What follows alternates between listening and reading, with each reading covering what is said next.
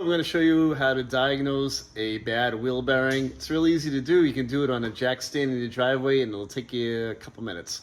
So I'm going to go to my driver's side tire first. This tire, the wheel bearing is good on it.